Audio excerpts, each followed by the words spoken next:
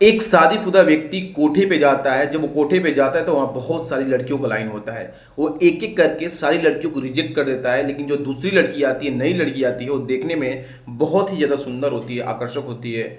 जो व्यक्ति होता है उसका नाम साहिल होता है, और जो कोठे वाली लड़की को पसंद करता है उसका नाम तन्या होता है। साहिल उस लड़की को देखता है तो खुश हो जाता है, आकर्षित हो जाता है उस लड़की पे। उस लड़की को बोलता है कि मेरे को यही लड़की चाहिए। नमस्कार दोस्तों, मैं संकेत सिंह आपका स्वागत करता हूँ संकेत स्टोरी में, और आशा करता हूँ स्वस्थ होंगे, अच्छे होंगे। आज की जो क्राइम कहानी है, क्राइम घटना है, कर्नाटका का बेंगलुरु से निकल के आ रहा है। ये कहानी 2011 की है। एक व्यक्ति जिसका नाम साहिल होता है, वो पढ़ने में बहुत तेज होता है, मल्टीनेशनल कंपनी में जॉब कर रहा होता है। घर में किसी चीज़ की दिक्कत नहीं होता है। माता पिता सोचते हैं कि बेटे का शादी कर देना चाहिए। बेटे का शादी भी हो जाता है। 3-4 साल बीतने के बाद उसको मुंबई जाना पड़ता है, क्योंकि मल्टीनेशनल कंपनी का काम होता है और अपनी वाइफ से वो दूर होना चाहता नहीं था किसी भी हालत में। लेकिन भाई, कंपनी का काम तो बड़ा होता है, कहीं ना कहीं आपको जाना ही पड़ेगा। तो बेंगलुरु छोड़ के वो चल जाता है मुंबई, और मुंबई जब जाता है तो अपनी पत्नी से थोड़ा दूर ही हो जाता है। तो लोग आपस में बात विचार करते हैं। जाहिर सी बात है, पति पत्नी है तो एक दूसरे से बात तो करेंगे ही, इसमें दो राय तो है ही नहीं।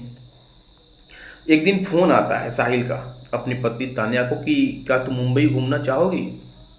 तो उसकी पत्नी बोलती है कि हाँ, मेरी तो बचपन की ख्वाहिश है। मैं सोशल मीडिया पे, चाहे मैं यूट्यूब पे देखती हूँ मुंबई को, चाहे बहुत सारी जगह पे देखती हूँ मुंबई में। सपनों का शहर है मुंबई। मैं एक बार मुंबई घूमना जरूर चाहती हूँ।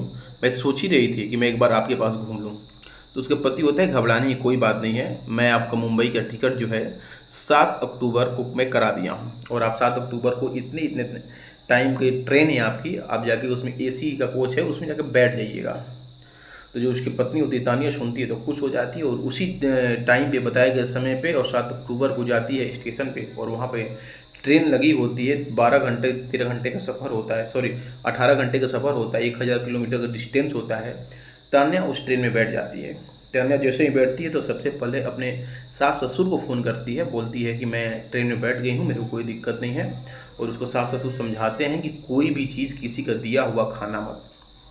उधर उसके पति का भी तुरंत फ़ोन आ जाता है, क्योंकि वो देख रहा था ट्रेन वहाँ पे रुकी हुई है और ट्रेन चलने वाली है। तो तुरंत उसके पति का भी फ़ोन आ जाता है साहिल का अपनी पत्नी तान्या पर। तो उसकी पत्नी तान्या बोलती है कि आप घबराइए मत, मैं बैठ गई हूँ।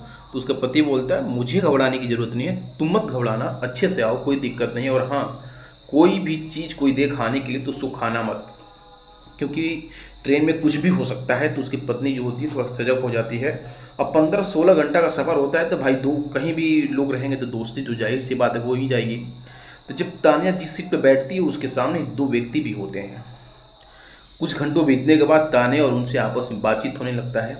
जब भी तानिया कुछ खाती तो उनको पूछती, वो भी कुछ खाती तो तानिया को पूछते हैं। मतलब आपस में दोस्ती एक नहीं होता है ट्रेन में, वैसे ही हो जाता है, आपस में बात विचार करने लगते हैं।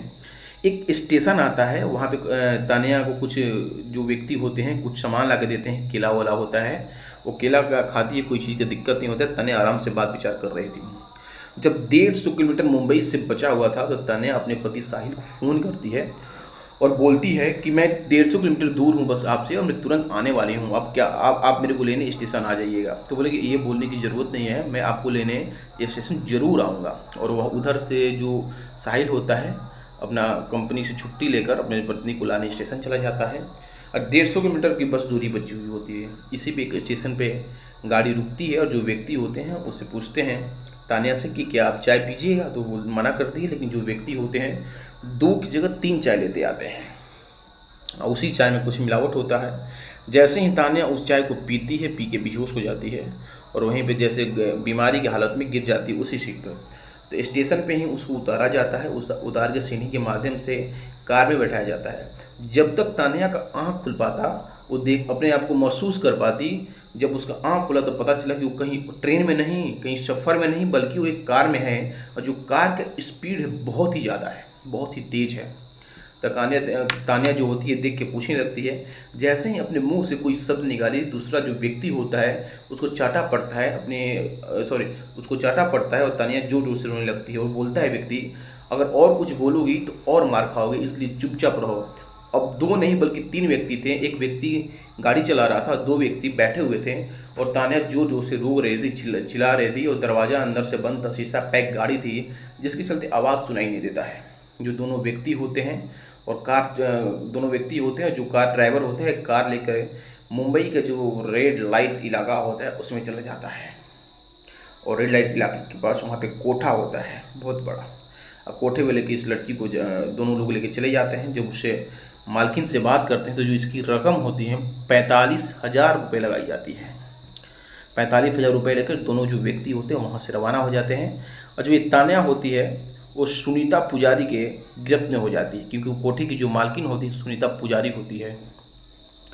अब आगे का जो कहानी है दिलचस्प होने वाली है, क्योंकि तान्या जो है किसी भी हालत में मानने वाली नहीं थी। जैसे ही सुनीता चौधरी वो बोलती है कि तुम्हारा आज पहला दिन है, तुम आज रेडी हो के आ जाओ, तो जो तान्या होती है वो किसी भी हालत में तैयार नहीं होती है।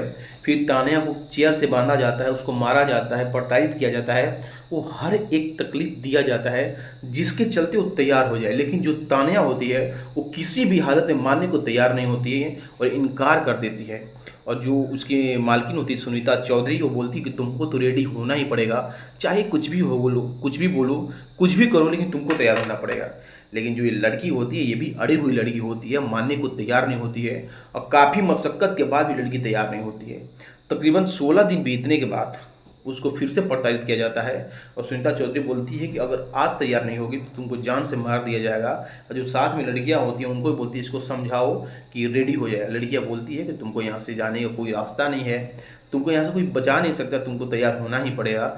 आखिरकार जो तान्या होती है वो भी अंदर से टूट जाती है और 16वें दिन तैयार होकर सामने आ जाती है।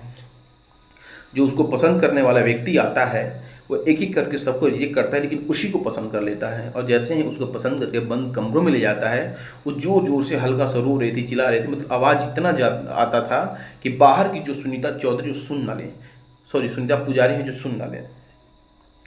तो अपने जो उसके सामने व्यक्ति होता है उससे रोती है, गिड़गिड़ाती है। जो कोठी पर गया हुआ व्यक्ति शरीफ तो हो नहीं सकता, लेकिन उस व्यक्ति के दिल में इंसानियत था। वो बोलते कि मैं तुम्हारी क्या मदद कर सकता हूँ। पूरी घटना वो लड़की बताती है तान्या कि मेरे साथ ऐसे ऐसे घटना हुआ है, मेरे पति मल्टीनेशनल कंपनी में जॉब करते हैं, मैं उनसे मिलने आई थी, मेरे को बुलाए थे, लेकिन चाय के नशा में मेरे को बेहोश कर दिया गया, जिसके चलते मैं आज यहाँ पर हूँ।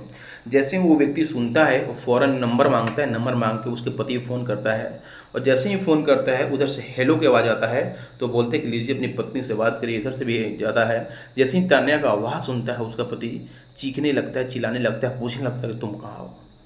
उसकी पत्नी पूरी जो वाक़या होती है, पूरी घटना होती है, बताती है कि मैं यहाँ पर हूँ, मेरे को किसी चीज़ की दिक्कत नहीं है, मैं फंस चुकी हूँ, मैं बर्बाद हो चुकी हूँ, आप मेरे को क्या बचा सकते हैं। जैसे उसका पति सुनता है आंख नम हो जाता है, वो बताता है। और सामने का जो व्यक्ति मोबाइल लेकर पूरा एड्रेस जो होता है बताता है कि ये एड्रेस कहाँ पर है। और फ़ौरन जो व्यक्ति होता है वो वहाँ पे चला जाता है। वहाँ पे जाके फिर से बारी बारी लड़कियों को पसंद करता है। जो दूसरा व्यक्ति होता है वो चला जाता है और फिर से बारी बारी लड़कियों को पसंद करता है। फिर से उसी लड़की को पसंद करता है जो लड़की उसकी वाइफ होती है। बंद कमरे में लेके जाता है और आपस में लोग बात करते हैं कि यहाँ से निकला कैसे जाए, जो हुआ उसको भूला जाए, यहाँ से निकला कैसे जाए। वो व्यक्ति जो होता है साहिल अपना दिमाग चलाता है और नज़दीकी जो पुलिस स्टेशन होता है वहाँ पे फ़ोन करता है, पूरा वाक़या बता देता है। घटना स्थल पे ही पुलिस आती है और मुआयना करती है। अब जो पति पत्नी होते हैं उनको भी बचाती है, ना कि बल्कि वहाँ बहुत सारी लड़कियाँ होती हैं उनको भी उनसे छुटकारा मिल जाता है।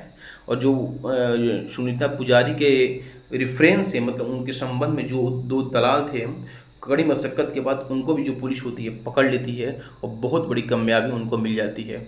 और वहाँ पे बहुत ज़्यादा हल्ला गुल्ला भी होता है, लेकिन वहाँ पे उतना 2011 में सोशल मीडिया का ज़माना नहीं था, जिसके चलते ये मामला हाईलाइट नहीं हो पाया। तो ये पूरी कहानी, पूरी घटना सुनाने का मतलब किसी की भावनाओं को ठेस पहुंचाना नहीं, किसी को आहत करना नहीं, बल्कि आपको जागरूक करना है।